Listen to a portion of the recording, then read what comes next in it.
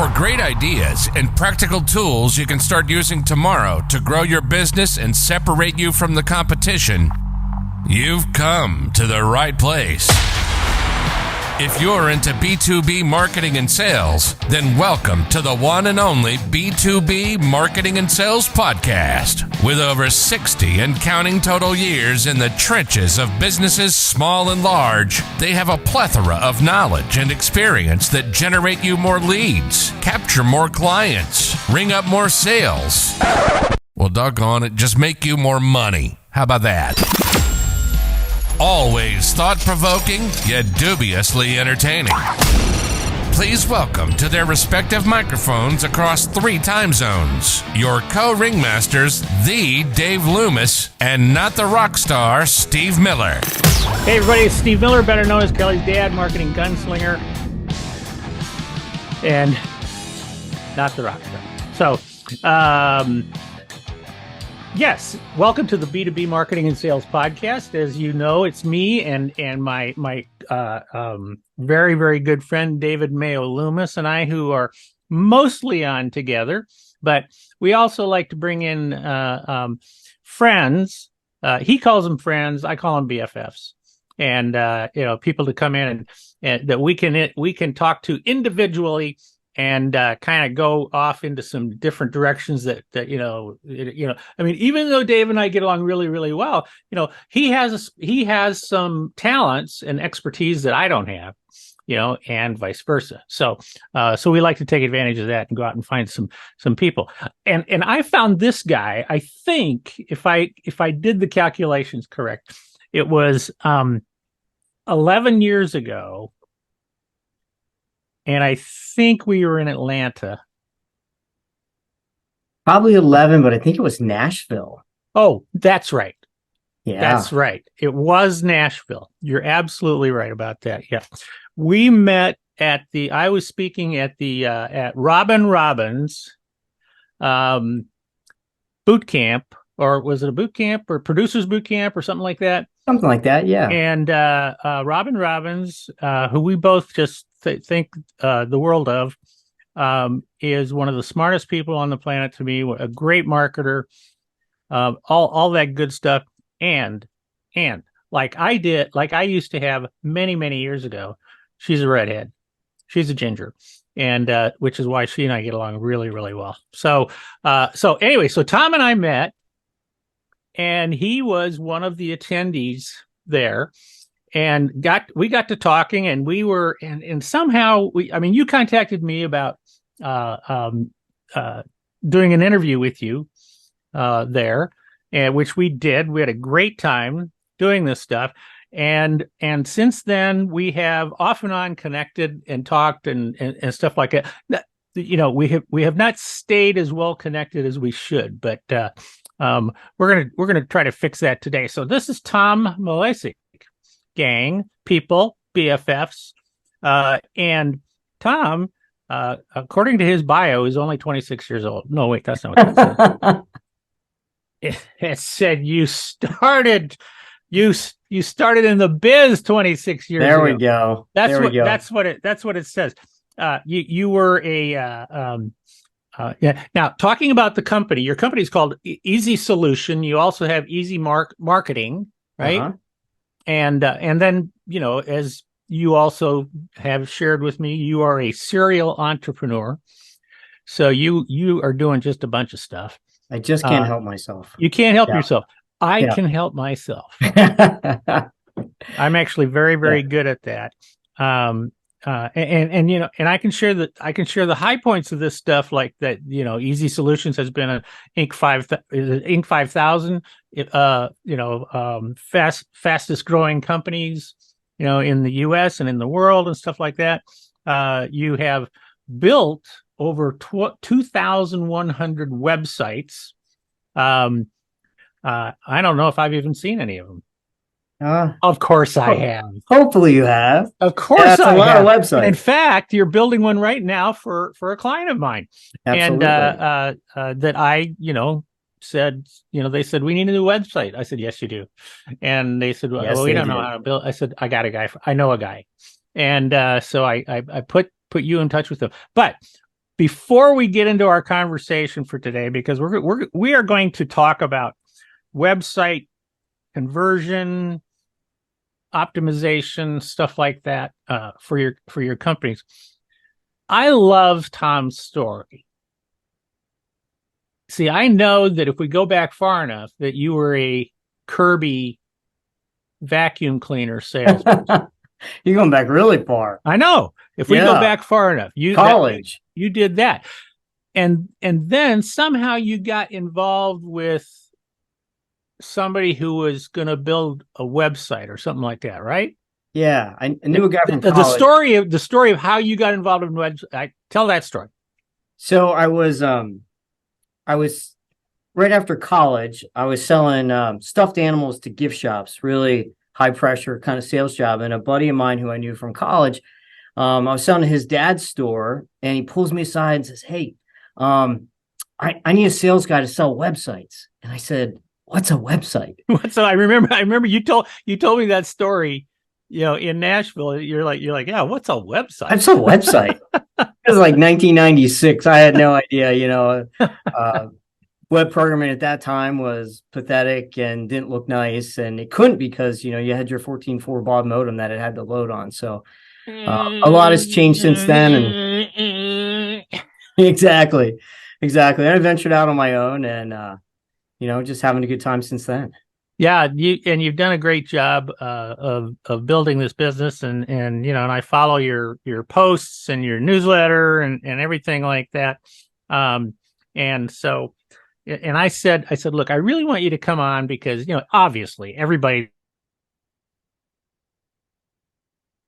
Oh, you froze, Steve.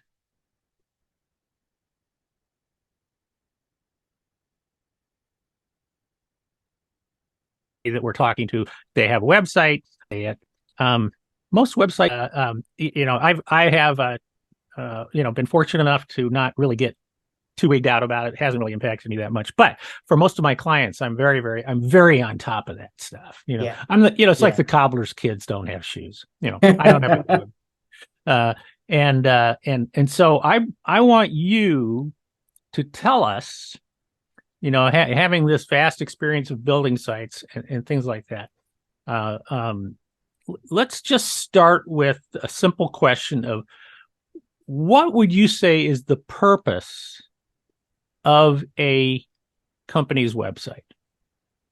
Yeah, interesting question. So every company website has a slightly different purpose. So we have clients that their purpose is to generate leads, right? I want somebody to fill out a request an appointment, and I want to talk to people. I want to schedule a meeting. So a lot of what B2B wants.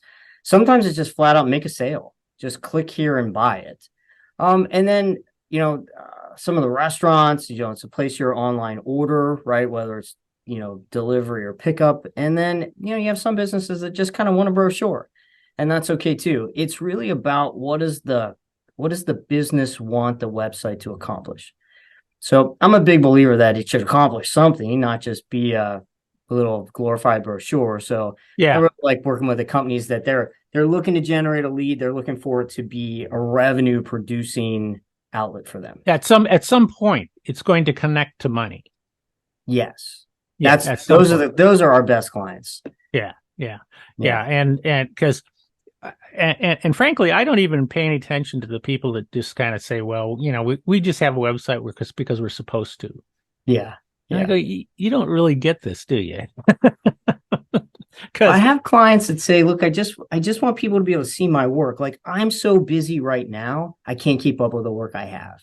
So I'll have some commercial builders or people like that really just want to showcase their work.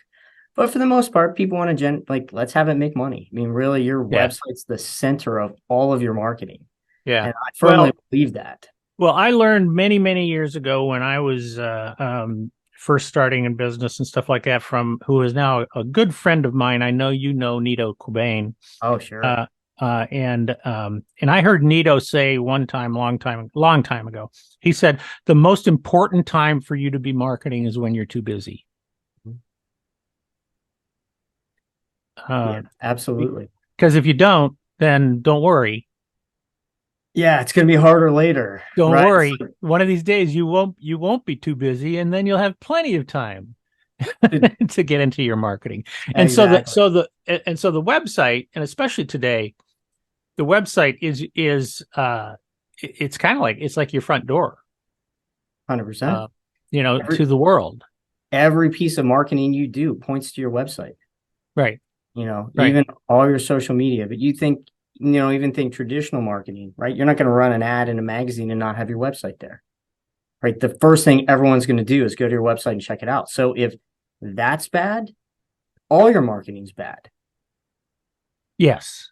Yeah. And it also it's not just that it you can use it to ultimately create new business and get new customers and make more money and stuff like that. But it's also a branding, a huge part of your branding proposition, your promise, how people then when they leave your website, what do they think about you? Right. Are you the right customer for them? Do they read that opening headline and a couple paragraphs of text and say, these guys are for me? Or do they go, I don't even know what they do. What the heck do they do? What It's is like being in a this? trade show. I can't tell you how many times, I've been at trade shows and I stand in front of somebody's booth and I go, what the hell do you do? All the time. Yeah. Oh, it's brutal. I'd say it's like 75% of the booths at a trade show. You look at what they do, and I'm their target market. I look at it and I go, I don't know what you guys do. Yeah. So it's and I see too many websites that fall into that Same thing. That trap as well. Right. Because we're trying to be clever instead of communicate with our target audience. Yeah, I just don't like the word clever in the world of marketing. Yeah. I'm much more of just tell them who you are, tell them what you do, tell them why you're better. Right. Okay. Tell them how you help them. How you help them. How you solve a problem for them. It's all about that. Yeah, how you help them achieve something. I mean, you're talking to them from their perspective, and they're going, oh, okay, all right, yeah. So that sounds like somebody that I want to talk to. Yeah. If in those couple opening lines of their website, if they don't read that and go, oh my gosh, they totally get me. That's exactly the problem I have. I have to call these people. If that doesn't happen, you lost them, right? Because our attention span for marketing is seconds. Yeah. It's why reels on YouTube and Facebook get better attraction, because we don't have 30 minutes to watch something. Right? Yeah, I was doing quick. I'm sorry, what, Tom? Everything's got to be quick. They have to be able to kind of scan it and know that this is right. And then obviously we have enough copy for the person who is really high fact finder, detail oriented, that really wants to read and read. Right. I was preparing for a presentation yesterday and found the statistic that the average visitor to a B2B website spends 82 seconds. Oh, that's wrong. I thought it was going to be well. Here's what. Yeah, but here's what was interesting about it was that because then it said the average visitor on a B2C website spends 44 seconds. Yeah. And so you ask yourself the question, well, number one, why did they come there? And then number two, why did they leave? What would you say is the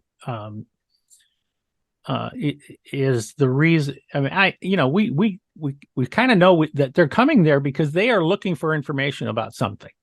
Right. So and they've probably done some kind of a search. Right. So it's got to grab them right away. Sometimes you can say, well, B2C is less because majority of the time that they go there, they're just trying to get a phone number, they're trying to get your hours, right? So you could argue that maybe it's less because of the why they're going there. But I think they go there and they look and they go, oh, that's not what I want. And they just hit that back button and go to the next one on the Google search. Right. So how much do we judge it? You go to that website, you judge it instantaneously to say, content wise, am I at the right spot? But also, like, does this look like it's 15 years old? Like, if the website looks bad, I also make the assumption that your business is bad, right? Like, if you can't put the most effort into this, right? If you couldn't put a nice shirt and pair of pants on when you went to a nice restaurant, huh? Yeah. Am I interested? You know? Right. Right. So, we say, oh, don't judge a book by its cover, but that's what we do. That's what we right? do. That's what we I don't even do. understand that statement. Don't judge a book by its cover. Of course we judge a course we book by do. its cover. Welcome to marketing. That's why my publisher, like right now we're working on my next book and on he, and I mean, they haven't even read, I mean, I just delivered the transcript, right? And they haven't even read it yet. And they're all read. And the most important thing to them right now is they're working on the cover. Right. Right. Because even online, the cover of the book makes a huge difference. Yeah. So, all right. So let's kind of go back into your world.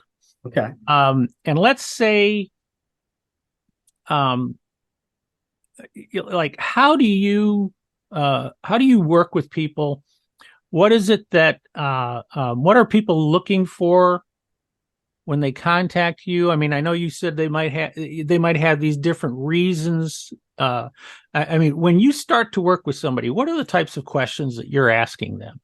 Yeah, the first questions we ask are questions about them. Like, I want to understand their business and how their business makes money. Because if I can understand that, then I can help guide them through the process of, well, what kind of website should we have, right? And then we're going to talk about what's been working, what doesn't work, who are your best customers. And then, then we talk about page structure and design. And, is it important to rank on Google for you? How are we going to do that, right? So a lot of times we build a site in two ways. We build it for the person to convert, right? So they get to the site and they take the action we want them to take. But we also have to build it so that Google loves them. Because if Google doesn't like them, then no one's going to get to your site. And what's the point? So it's kind of this balancing act between what Google wants and what the person wants. And you and I both know that Google over the years keeps changing. Oh, horribly. Yes. Yeah. Yeah. Now, it wasn't that long ago where, and I hesitate to use this term, but keyword stuffing. Oh yeah. Was kind of the rage. It was wonderful. It was so simple, right? White text on a white background. White text, and I was just going to bring up the white text. I would be willing to bet that there are a lot of people watching this and listening to this who don't know what we're talking about right now. Yeah, they probably don't. And this was a way to game the system. Go ahead and explain that to them. So if you have a white background of the page and you put white text, it means you can't see the words. So you could just repeat the keywords over and over again at the bottom of the page that no human could see, but Google could see it. So that used to work. It was so wonderful. And gosh, that hasn't worked in a long time. No, Google. Once Google figured out, that was too easy. Yeah, that was too easy for these people. We did that years ago.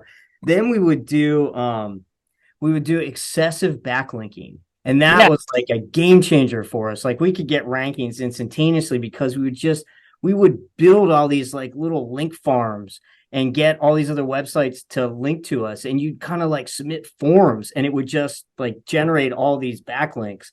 And then Google said, well, that doesn't work anymore. So their theory before was, look, the most popular kid in school everybody's friends with that kid.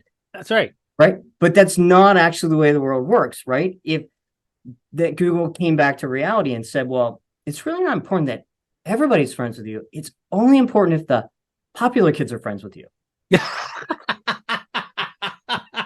Right. Because if I'm the popular kid and I'm hanging out with all the unpopular kids, what happens to me? I become unpopular because all the popular kids are like, well, it's time hanging out with that kid. Yeah. Right? Yeah. And that's kind of how Google works now.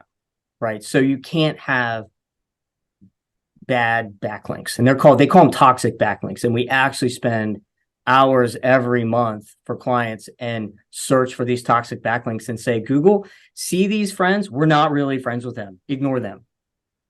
So that Google, you can tell Google, we are not connected to those people. I'm not. I don't know who these people are. I don't know That's why right. they're linking to me. Right? It's Right. so funny. But So people change the rules all the time. yeah, they change it all the time. But it seems like now it's more of a reasonable that what really helps you is a reasonable I don't know what the word I'm looking for. But anyway, a reasonable requirement or something like that. That you have good content. It's harder. I have less tricks. Yeah, well, because you have to have good content. Yes. Right. That's really isn't that really kind of the name of the game right now? 100%. Right. So it's the concept, content is king, and the more content you have, the better, and the more optimized content that you have, the better. And Google doesn't like thin content. In other words, not a lot of words on the page, right? They like 500, 750, 2,000 words on the page. They like better than if you have a page that has 2 sentences. Well, when you say optimized content, is that what you mean by kind of like a 2,000 word article or blog post or something like that? Yeah. that is filled with good information. Good information, and we have a very focused keyword grouping that we're trying to get that page to rank for. Explain that. So if you're trying to rank for marketing consultant, we have to have an article about the 7 questions you should ask a marketing consultant. Marketing consultant pitfalls. What are the things you should avoid when hiring? Or so things that are, I'm going to call it like clickbait kind of titles, right? Something catchy, but that we're using the word marketing consultant in the biggest words on the page, and that we have good sub headlines throughout the copy that really, really talk about what a marketing consultant is, right? But then we could have something else that says branding for your business, right? And then we'd have an article about that. So it's all about how do you create topic areas and create multiple pages around specific topics. So we do that on pages on the website, but then we do it in blogs too, because blogs are like the easiest way to generate more content all the time. Yeah, because then that's also current. Yeah. Frequently, we won't put dates on blogs. Yeah. Because I never want it to look old. Yeah, I stopped doing that. I started to think, why do I have my date? Yeah, why do I have the date that I published this? Yeah, that's a bad idea. People go, that thing was 10 years ago. Why, Well, then what you do, Steve, is you take that 10-year-old article and you just kind of spruce it up a little bit. And now Google sees it as you took a past blog and you refreshed it. Now it's new again in Google. Right. So we do that stuff too. So they're all tricks. And I will say that is one of the things that, if you disagree with me, I want to hear all about this. But that is one of the ways that I use AI. Is I use an AI is to take an article that I wrote. Okay. And then I'll put it into AI and I'll say, okay, rewrite this. Yeah. And then it comes out. It's still basically what I've put together, but it comes out in a kind of a different presentation, and and then I'll clean that up a little bit, but it's a new piece. Yeah, you can absolutely use it that way. Now it saves a lot of time. Yeah, the trick is then you got to run it through like an AI tool to see if Google thinks it looks like AI. Oh yeah.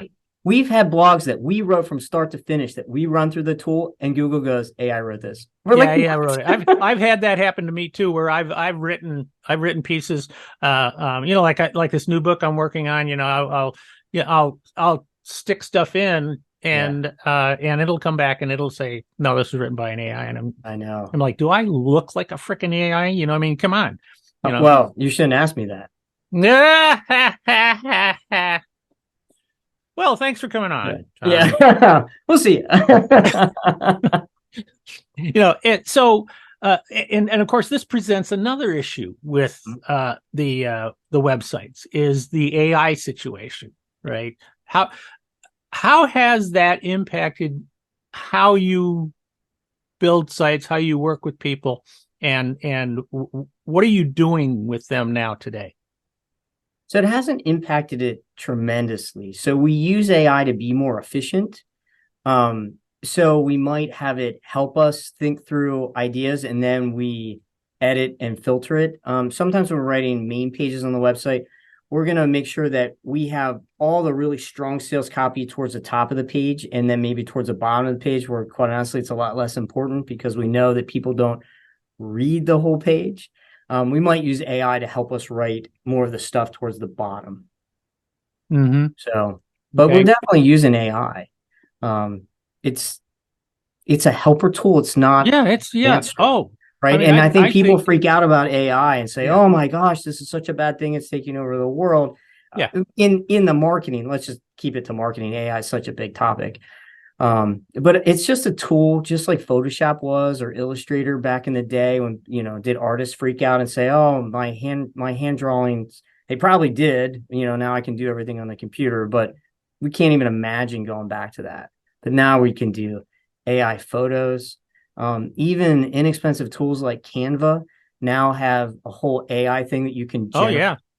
Right. That's brand new. That's actually as of, I don't know, the last Canva's killing it.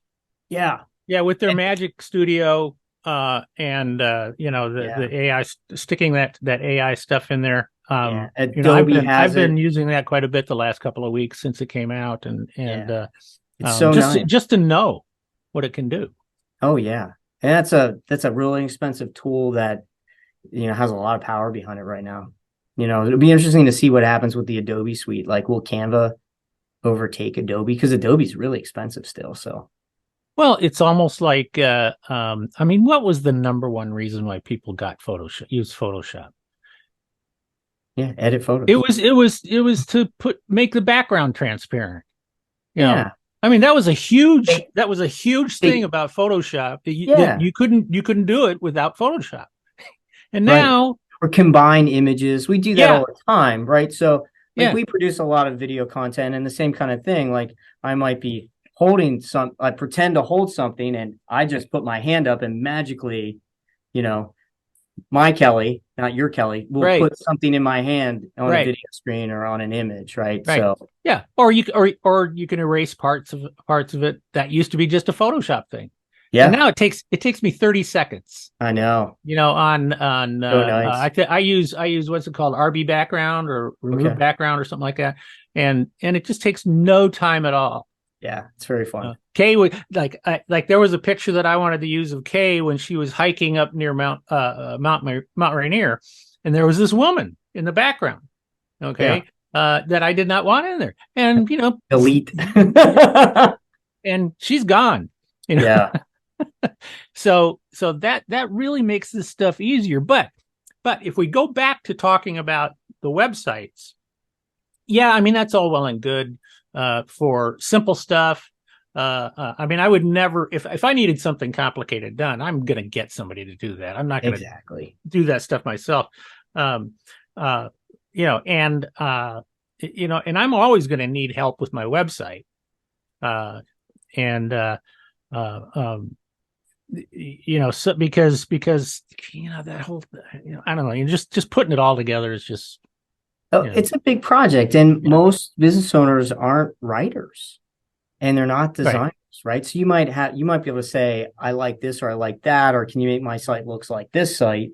But for them to do it, that's a whole other skill set, right? So, and just knowing, like, where do you put call to action buttons, and how do you use that, and how you get this thing to work, right? So there's a big difference between having a site and having a site that works for you. Mm-hmm. And sometimes it's just trial and error. Hey, should that button be red? Should it be yellow? Yeah. Sometimes it's little stupid stuff that. Well, then that gets back to a very, very basic tenet of marketing that I tell people all the time. I said the secret to marketing is testing, and because nobody knows if something's going to really work or not. You have to test. A/B testing is just the simplest way to do it. But then the question is, how are you measuring it, right? So here's the classic thing. Most marketing companies, ad agencies, they have no idea how to measure it. So they can't really do that kind of testing, right? So we do call tracking and form tracking. We stick it all in a dashboard. Explain for people who don't know what those are. Explain what they are. So I can stick a phone number on your website that when it dials, it records the call and tracks it into a piece of software. But what it's doing is it's just redirecting to your primary line. So you don't notice a difference, but I'm able to say this call came off of Google Ads or came off of this Facebook ad or came off of organic SEO, right? So I know where everything came from, and I know if it was a real lead or was a junk lead. So then we can look in a dashboard and say, okay, so how much money did you make off this? Did you close this deal? So from a sales manager standpoint, it's wonderful because you're doing lead tracking and you can do sales coaching. Hey, when you told them X, that's probably not a good idea. Maybe say it this way. Or you listen to your receptionist who picks up the phone and you're like, oh man, or how many calls went to voicemail, right? Are we not even answering our phone? Right. We're losing these. We're spending all this money on marketing and no one answers the phone. That happens all the time to our clients. And is that why, you know? Yeah. Now, I really briefly glossed over the fact that you have that Easy Solution was your first business. Yeah. And then a few years ago, you spun off Easy Marketing. So I just rebranded it really. So what ended up I know you were already doing this stuff, but you rebranded it and you kind of moved them, even though they're right next to each other. Yeah. So I was doing web development and some digital marketing, and then I was doing computer support, and I still do computer support. And then I bought an ad agency. So now I'm doing like radio, TV, print, logos. And that like did not live with I fix your computer. So we just from a brand standpoint separated into Easy Computer Solutions and then Easy Marketing. So the company name is technically Easy Solution, but we market under two different brands. Yeah, and there's separate websites. Yes. EasySolutions.com and EasyMarketing.com. And I know you've written a couple of books. That was fun. Anybody who likes to write books is a sick person. It's just not that hard. Not now, it isn't with AI. That's for sure.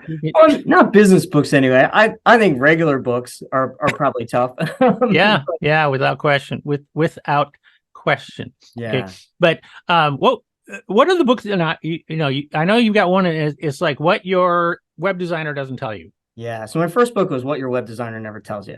Yeah. So it was really just kind of what do you look for? How do you hire this person? What's the difference between a big city company and a smaller company and a one-man shop, kid out of their basement? Like what should you expect? Those kind of things. And then of course, why make things difficult? My next book was What Your Computer Guy Never Tells You. Same kind of thing. And then our last book was called Market Like You Mean It. And I'm sure I'm due for another book. Market. I don't think I know market like you mean it. I know the first two. Yeah. So we kind of we were doing a lot of white papers, in different categories, and we really just kind of took all that content and really formulated it. That's a great idea. It's like some people I know that are, and they are successful writers and speakers. They'll do a blog for a while, and then they'll pick out the top most read pieces, put them together, and they got a book. Exactly. So a book is a wonderful marketing tool. That's that was my next question. Where you're going? If it's as good for you as it has been for me. Yeah. So from a B2B standpoint, right? This is embarrassing. I kind of call it a glorified ad specialty tool. Like, are you going to print pens with your name on it, or are you going to have a book, right? What are you going to throw away?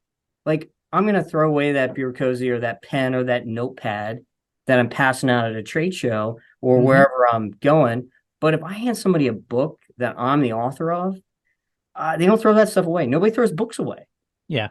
Even if they never read it, I don't care. I don't care. I have for years said that the best giveaway is a book that you wrote. Now, the second best giveaway is a book that you didn't write, but that's true too. A book is still the best giveaway that you can do. And here's a tip that I give everybody. That's that, and I've given away thousands of books. Yep. Kay, my smoking hot wife, Kay, we've given away thousands of our books, but I can connect that with over 8 figures in consulting and speaking and Yep. stuff like that over the years. Right. I mean, really, really fantastic stuff. But one little secret that I and I share it, I have no problems sharing it, is that when I give somebody a book, I always give them another one. I give them 2 books. One I sign for them, and one that I just signed. And I say, hey, if you know anybody who needs this type of information, hand it to them. You give it to them as a gift from you. And you say, oh, and it's signed. I know this guy, and it's signed for you, right? Exactly. It's such a fantastic, I mean, how much are you willing to pay for a really, really good lead? And a book, even if you have a publisher and you buy it from them, it's still cheap. It's still not expensive. It's going to be under $10 if you get it from a publisher. If you do it yourself, if you self-publish, it's going to be under $5. That's right. And so that is a very inexpensive lead magnet, quite frankly. Yeah. And it's all I part encourage of that. It's all part of credibility marketing. So even on your website, we want to have things that add credibility. So whether it's pulling in all of your Google reviews and displaying that, or it's video testimonials, or it's case studies, or it's like a project portfolio, all that stuff helps the visitor to the website say that you're credible and you're not a hack. And that's so important in that customer journey as to how do we get them to think, oh, you can help me. You clearly, you say you can fix the problem. Here's people that you already helped fix that same problem. Here's their testimonial that you've helped fix that problem. Gosh, I really have to call these folks. Yeah. And a book is something that you can give some, because there's an old saying, that we've both heard a million times, people do business with people they know, with people they like, and people they trust. Okay. And those are great, but that's an incomplete statement. What do you add to it? There's one more thing that is as important, if not more so than the others. That they're willing to pay for it. No, that they remember you. Oh, it's true. Know you, like you, trust you, and then they have to remember you. That's right. So, like, it's the old. I often say, when the light bulb comes out of the sky and strikes your prospect in the head, do they think of you first? Do they think of you second? Do they think of you at all? If they have one of your books sitting on their shelf, of course you might be the only one they think about. That's right. Well, and how much remarketing you're doing to them all the time, right? So people be like, oh, email marketing doesn't work. What? Of course it works. You just can't send it to people who don't know you. That's right. Yeah. That's a really good point about email marketing is that if they don't know you, what's the point? Yeah. I met with a client last week. We had built his website 5 years ago, and he calls me and says, hey, what do you think of this email marketing thing? This guy's telling me I should do email marketing, but he wants to buy these big lists. And I don't want to be a spammer. And I said, well, let's sit down and talk about that. Like, that's not the way to go. But do you have your own list of, your existing customers and prospects that are kind of in your pipeline, or people that just, they said no? Well, let's email to them. And you know why he called me? Because I send him emails every week, and he goes, "Well, I got your email." I'm like, "That's right." Well, and you send him emails. It worked. Yeah, and this is also a really important thing about and they call it content marketing. I kind of look at it like it's demand generation is what you're doing. Yeah. But you're providing useful and interesting information to people. Right. That's what it's all about. And in other words, it's not about you. Right. Don't be boring. It's about their problems. It's about case studies. It's about, if you've had this problem, well, read this story, or something like that. And, too many companies, I watch their advertising. I look at their websites. My number one complaint about, especially in the B2B world, is that the website, when you land on somebody's homepage at the website, and it's all about them. That's right. Yeah. It starts with we at XYZ company. We. Yeah. When I get a new client, I go to the website and I often do it with them with me on a Zoom call. I'll say, okay, let's go to your website. Let's look at your homepage. Let's count how many times you use the word we or my company name. And then or my, our, some stuff like that. Let's count those words, and then let's count the number of yous. Yeah. On that page. And 95% of the time, the ratio is we, you, like that. Barely. So, yeah. And I think that's a real important thing for people to understand about their websites. Mm-hmm. And it's crazy because it's like, I used to have this concept I would talk about called two-hat marketing. And it was that, when we're in the office, we're wearing the hat of the office, and we're saying, oh, let's do a email broadcast to 5,000 people, and we'll, knock it out of the park, right? Or we'll, something like that, and then it has an open rate of 4% or something like that, and they don't understand what's wrong, But then they take that hat off when they're at home, and they put their home hat on, and they go on their computer, and they see all these emails coming in, and they're going, "What the hell what is with all this spam?" That's coming, exactly. Yeah. Why are these spammers after me? And there's stuff that you get every day that you read. Right. The Harvard Business Review, I'm a subscriber, and they probably send me 3 emails a day. I look at all 3 of them, and there's probably one that I go to their site and I read the article. Yeah. Right. Because it's totally targeted to me. I've signed up for that specific list, and I want the information. So if you have a list of engaged people who want your information, then you're not annoying. Right. The other trick with that is you have to send it enough. People go, oh, well, Tom, I don't want to send something once a month. I'm like, once a month? Like, you only send it once. If you send it once a month, you send out 12 a year. And then if you get an open rate of 20%, like, how many times did one person actually hear from you in their mind? Not many, right? I don't know, 4 times. So you're losing so much. And then people go, well, let's just send it once a quarter. I'm like, don't even bother. Yeah, don't even. If you do it, in fact, I would say if you do it less than once a week, why are you bothering?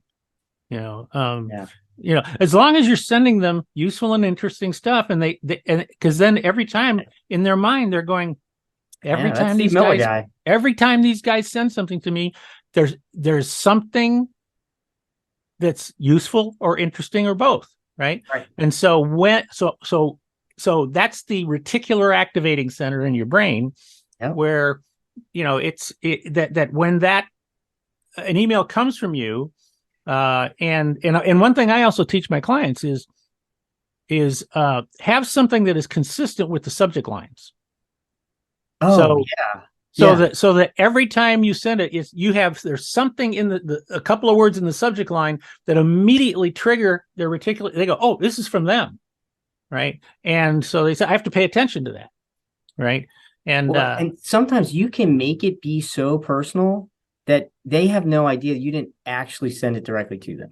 Right. So there's some stuff that's just flat out marketing things, right? That I'm sending to my video or my blog on the seven ways to get your email opened kind of thing, or whatever it is. Right. So useful information. But sometimes I send stuff that's just sales oriented. And it might just be one sentence. Hey, Steve, are you still interested in talking about your website? That's right. Yeah. The famous nine word email, No design on it, nothing. But you see, I look at it like a scale that, they know you're in business. They know that. Okay.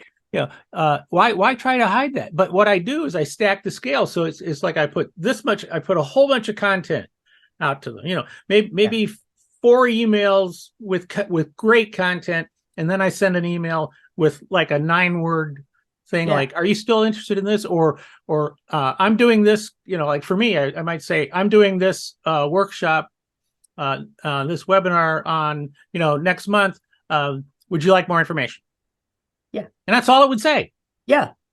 And you know what? They don't mind. No design. Nothing. They don't mind. Looks like an email. No, it's pure copy. And they don't mind. And they think you personally invited them. Yeah, probably. I get it all the time. Sometimes I actually try to, because I want them to do it. I kind of explain the magic behind I explain the magic trick to them, right? It's like, well, I didn't actually send that. I sent that to my list, right? And you think I personally send it. Sometimes people respond back, hey, Tom's AI robot that sends me email, right? It's so funny. Yeah, that's good. That's good. But Well, it works amazing. yeah. Well, I think I've taken enough of your time, but what I want to do before we leave is I want to do a couple of things. First question is, what have we not talked about that you think we should be talking about? Is there anything? I mean, obviously this could go on for a very long time. This could go on a long time. But have we missed something that you thought you thought we would talk about? No, I think we're good. I mean, I could go on topic upon topic, but the stuff we talked about, I think we covered that pretty well. Right. Now, if somebody wants, so the second question is, if somebody wants to reach you, and I certainly hope they do, and for those of you that are watching or listening, this is Steve Miller, and I am highly recommending this guy, and that if you want help with your websites, and even with your marketing, hey, I don't have any issues. Well, we don't really do what you do. Well, okay, so you know what? Yeah. Then what does Easy Marketing do?